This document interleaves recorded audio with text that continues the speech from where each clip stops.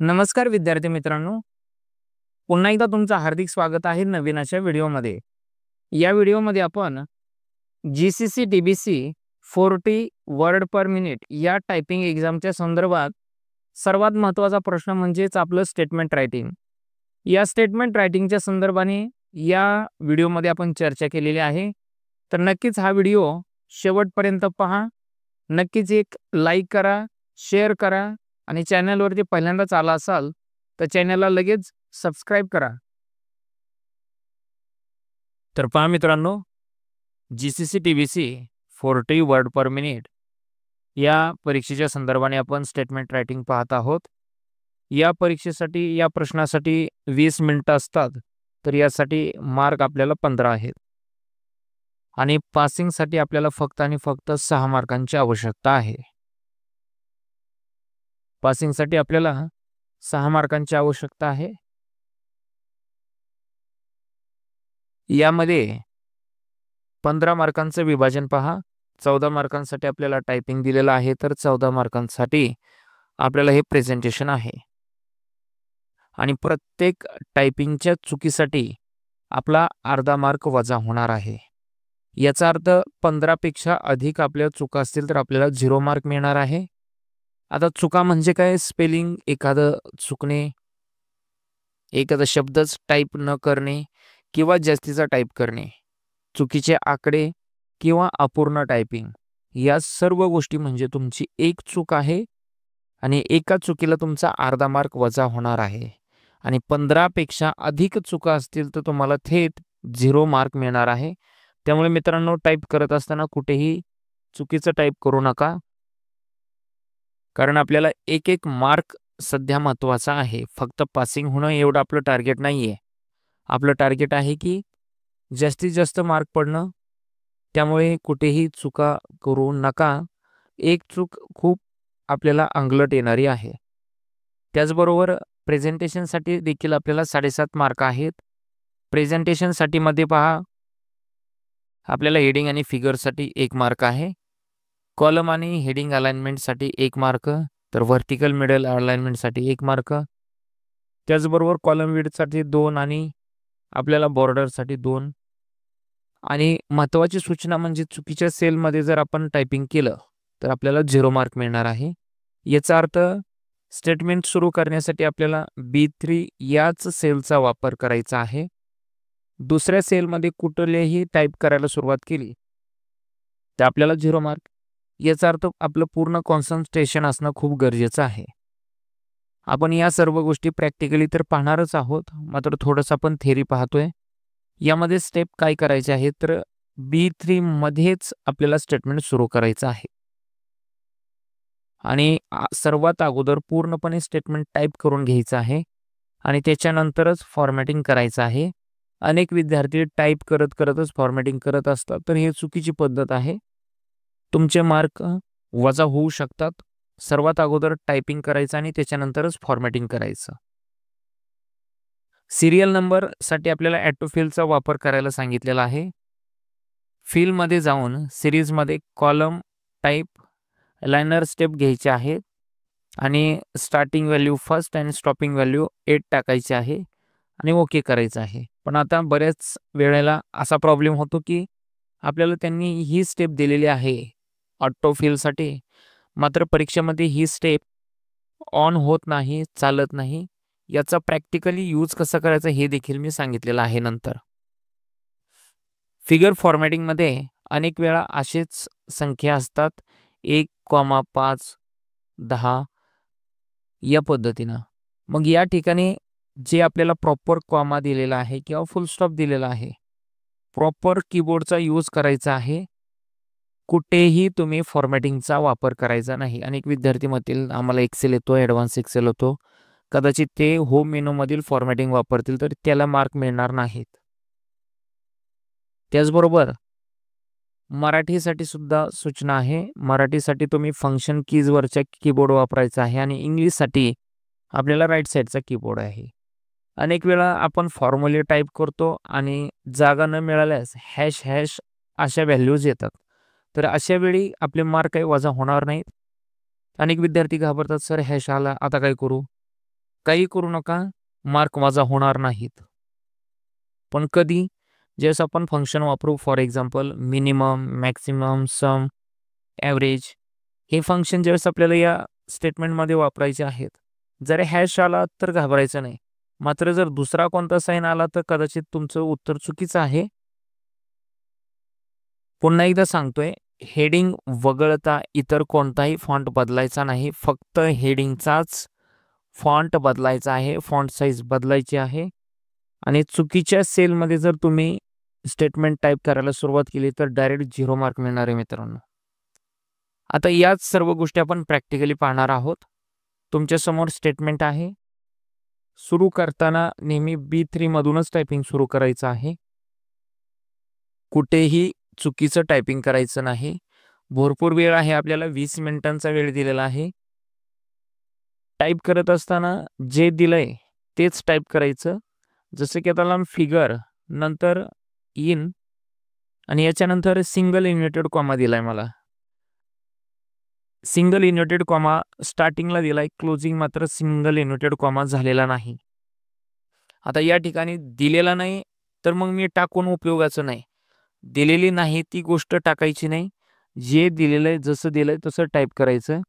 कदाचित त्यामुळे आपले मार्क जाऊ शकतात. याच्यानंतर पहा मित्रांनो, फूड ग्रेन्स नंतर समर हे आपल्याला ई कॉलममध्ये टाईप करायचं आहे. एफ कॉलम ब्लँक आहे पहा, आणि जी कॉलममध्ये आपल्याला विंटर हे टाईप करायचं आहे. सलग टाईप करायचं नाही, जिथं जी जागा सोडलेली आहे त्याच जागेला टाईप करायचे. त्याच्यानंतर आपल्याला 6व्या रोमध्ये एप्रिल ई कॉलममध्ये टाईप केलेला आहे आणि मे हे एफ कॉलममध्ये आहे. तर नोव्हेंबर हे जी कॉलममध्ये आहे, तर डिसेंबर हे एच कॉलममध्ये टाईप केलेलं आहे. जी गोष्ट जिथं आहे तिथंच टाईप करा मित्रांनो. 7 नंबरच्या रोमध्ये आपल्याला 1, 2, 3 हे सिरियल नंबर टाईप करायचे. आता टाईप करायचे नाहीत असं त्यांनी सूचना दिलेली आहे, पण अनेक वेळा होतं असं की आपण फिल सिरीज वापरायला जातो पण ती ऑन होत नाही परीक्षेमध्ये. पहा मी दाखवतो तुम्हाला. आताही माझ्या या स्टेटमेंटमध्ये तोच प्रॉब्लेम सुरू आहे, होत नाही.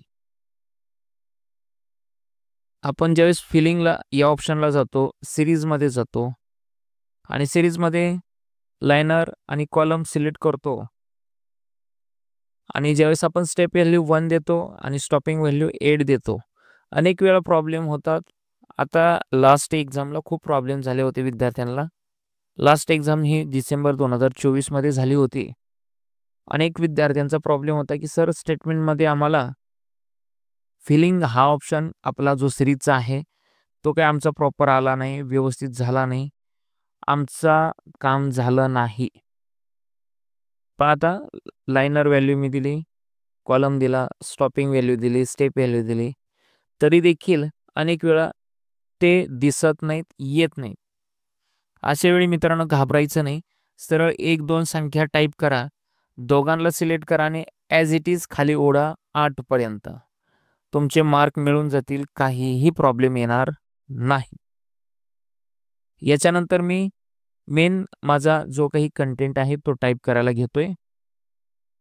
मी मेन कंटेंट टाईप करतोय. चुकला तर तुम्ही डिलीट करू शकता, काहीही प्रॉब्लेम नाही.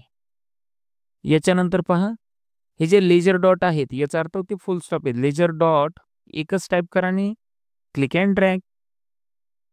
याच्यानंतर पहा, या संख्या ज्या आहेत या खूप काळजीपूर्वक टाईप करा, कुठेही चुकू नका. एक संख्या चुकली तर गडबड होईल आणि शक्यतो संख्या मनातल्या मनात बोलून टाका, हळूहळू तोंडातली तोंडात बोला, कारण जेवढं बोलून टाकाल तेवढ्या संख्या चुकणार नाही. तुम्ही जर शांत बसून संख्या टाईप करत असाल तर 100% गॅरंटी आहे एखादी संख्या खालीवर होण्याची. शेजारच्याला डिस्टर्ब न करता आपण मनातली मनात घोका आणि ती संख्या टाईप करा. जशी आहे तशी टाईप करा मित्रांनो. काहीतरी वाढीव करू नका, आपले मार्क जाण्याची जास्त शक्यता आहे. यानंतर माझं टायपिंग हे संपलेलं आहे आणि आता मी फॉर्मॅटिंगकडे येतो. आता मी माझं स्टेटमेंट हे फॉर्मॅट करायला घेतो. स्टेटमेंट फॉर्मॅटिंग करण्यासाठी सर्वात पहिली स्टेप आत्ताच सांगितली आपण. आपल्याला हेडिंग हे व्यवस्थित करायचं आहे. हेडिंग आपल्याला करायचं आहे बोल्ड, अंडरलाईन आणि सेंटर अलाइनमेंट. तत्पूर्वी आपल्याला कॉलमची विड्थ योग्य करायची आहे. फूड ग्रेन्स जोपर्यंत अक्षर व्यवस्थित दिसत नाहीत आणि त्याच्या पुढे थोडीशी स्पेस राहत नाही तोपर्यंत ते पुढे घ्यायचे. लेजर डॉटची स्पेस आपल्याला एवढी गरजेची नाही, कमी करायची. नंतर मात्र खूप महत्वाची स्टेप आहे मित्रांनो, ही प्रॉपर लक्ष द्या. शेवटचे column 4 at a one time select करायचे. शेवटचे 4 column at a one time select करायचे आणि ॲट अ वन टाइम त्यांची साईज हे ॲडजस्ट करायची, वाढवायची. सेमच साईज आली पाहिजे त्यांची, कुठेही गडबड करू नका. या 4 कॉलम शेवटचे जे असतील त्यांची विड्थ ही सेम आली पाहिजे. आणि सर्वात शेवटी आपण हेडिंगला सिलेक्ट करायचं आणि मर्ज अँड सेंटर करायचं. अक्षर बोल्ड करायची आणि त्यांना अंडरलाईन करायची आहे आणि याची साईज 16 ठेवायची आहे. हेडिंगची स्टाईल ही साईज ही 16 ठेवायची आहे. कमी जास्त करू नका. बाय डिफॉल्ट कदाचित 14 असेल, 18 असेल, कितीही असू द्या, आपण साईज मात्र 16 वरती क्लिक करा. त्याच्यानंतर फिगर जी दिलेली आहे मेन हेडिंगच्या खालची, फिगर इन 00, याला करायचं आहे आपल्याला मर्ज अँड अक्रॉस.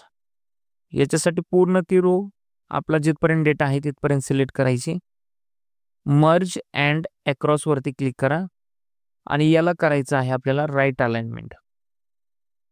याला करायचं राईट अलाइनमेंट. याच्यानंतर पहा मित्रांनो, आपल्याला आता मेन स्टेटमेंटमध्ये आपली एंट्री आहे सिरियल नंबर जो आहे ना, आपला सिरियल नंबर 5 नंबरची रो म्हणजेच B6 आणि C6 या दोघाला सिलेक्ट करायचं आणि मर्ज अँड सेंटर करायचं. याच्यानंतर फूड ग्रेनसाठी या शेजारच्या चारही सेल सिलेक्ट करायच्या. पहा कोणकोणत्या, काही चुकलं असेल तर मी दुरुस्त केलं. लेजर डॉट आणि 4 सेल, याला मी चालूतच बोल्ड करून घेतो. समर ई आणि F या कॉलमला सिलेक्ट केलं, मर्ज अँड सेंटर. आणि याच्यानंतर आपला G आणि H यालाही मी मर्ज अँड सेंटर केलं आणि बोल्ड केलं. याच्यानंतर शेवटचे जे आपले 2-4 रो होते हेडिंग, त्यालाही मी बोल्ड केलं, याच्यानंतर पहा आपले जे काही सिरियल नंबर आहेत, या सिरियल नंबरसाठी आपण फॉर्मॅटिंग करायला घेतोय. या सिरियल नंबरला किंवा हेडिंगलाच आपण करूया लगेच ऑल बॉर्डर, कारण एक काम संपून जाईल. आणि सिरियल नंबरला मी करतोय सेंटर अलाइनमेंट आणि याला द्यायची आहे आउटसाइड बॉर्डर. मित्रांनो, लेजर डॉट आणि आपल्या हेडिंगला सिलेक्ट करून यालाही देतो मी आउटसाइड बॉर्डर आणि लेजर डॉट पूर्णपणे सेंटर अलाइनमेंट करायचे आहेत. अनेक वेळा हे राहून जातं लेजर डॉटचं, तर लेजर डॉटला सेंटर अलाइनमेंट करा अन्यथा आपले मार्क जातील. याच्यानंतर आपले ज्या काही 4 व्हॅल्यूचे कॉलम आहेत याला सिलेक्ट करायचं आणि आता आपल्याला मोर बॉर्डरला जायचे. आउटसाइड बॉर्डरला न जाता मोर बॉर्डरमध्ये जाऊन फक्त आणि फक्त या पद्धतीच्या बॉर्डर येतील याच्याकडे लक्ष द्या. पाय आणि ओके करा. कुठेही मध्ये बॉर्डर यायला नको, क्रॉस बॉर्डर नको आहे. आपला स्टेटमेंट 90% पूर्ण आहे. आता आपल्याला प्रश्न सॉल्व करायचे आहेत. प्रश्न काय आहेत पहा. पहिलाच प्रश्न आहे मे महिन्याचे ॲव्हरेज काढायचं आहे. तर बस तुम्ही ॲटोसम वरती जाऊन ॲव्हरेज करू शकता. नोव्हेंबरसाठी प्रश्न आहे, आपल्याला मीन काढायचा आहे. ॲटोसम मध्ये जाऊन मी सम काढायचा होता. याच्यानंतर एप्रिल महिन्याचा आपल्याला काढायचा आहे मॅक्सिमम, सो मॅक्स शोधू शकतो आपण. आणि याच्यानंतर डिसेंबरचा आपल्याला मीन शोधायचा आहे. या 4 फॉर्मॅटिंग फंक्शन व्यतिरिक्त कोणताही फंक्शन आपल्याला विचारलं जात नाही. याला सिलेक्ट करून ऑल बॉर्डर अप्लाय करा आणि आपलं या ठिकाणी 80 ते 90% स्टेटमेंट कंप्लीट आहे. आता आपल्याला मिडल अलाइनमेंट द्यायची आहे पूर्ण स्टेटमेंटला आणि रोची हाईट वाढवायची आहे. सगळ्याच पूर्ण स्टेटमेंटला सिलेक्ट करायचं आहे. पहा मित्रांनो, पूर्ण स्टेटमेंटला सिलेक्ट करून याला मिडल अलाइनमेंट अप्लाय करायची आणि रोची विड्थ ही 25 करायची. पूर्ण सिलेक्ट करा. सेल मध्ये रो हाईट आणि त्याची रो हाईट करायची आपल्याला 25 आणि ओके करा. याच्यानंतर याला मिडल अलाइनमेंट द्यायची. अलाइनमेंटमध्ये मिडल अलाइनमेंट आणि पहा मित्रांनो, मिडल अलाइनमेंट दिल्याच्या नंतरच आपले जे हेडिंग आहेत ना, हे बाजरा वगैरे जे काही राहिले ते सेंटर अलाइनमेंट करून वगैरे घ्या, काही गडबड असेल तर.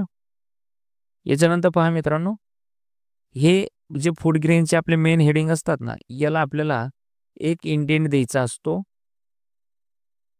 पण हा सर्वात शेवटी द्या, कारण मिडल अलाइनमेंट केल्यानंतर त्याचा इंडेंट निघून जातो. त्यामुळे अनेक वेळा प्रॉब्लेम होतात. आपलं या ठिकाणी स्टेटमेंट 100% पूर्ण आहे. व्हिडिओ व्यवस्थित पहा, रिवाइज करून पहा. काय अडचण असेल तर नक्कीच सांगा. तर पहा मित्रांनो, या व्हिडिओमध्ये आपण स्टेटमेंटबद्दल सविस्तर माहिती घेतली. चॅनलवरती पहिल्यांदाच आला असेल तर एक सबस्क्राईब करा चॅनलला, व्हिडिओला लाईक करा आणि हा व्हिडिओ नक्कीच तुमच्या मित्रांपर्यंत पोहोचवा. धन्यवाद.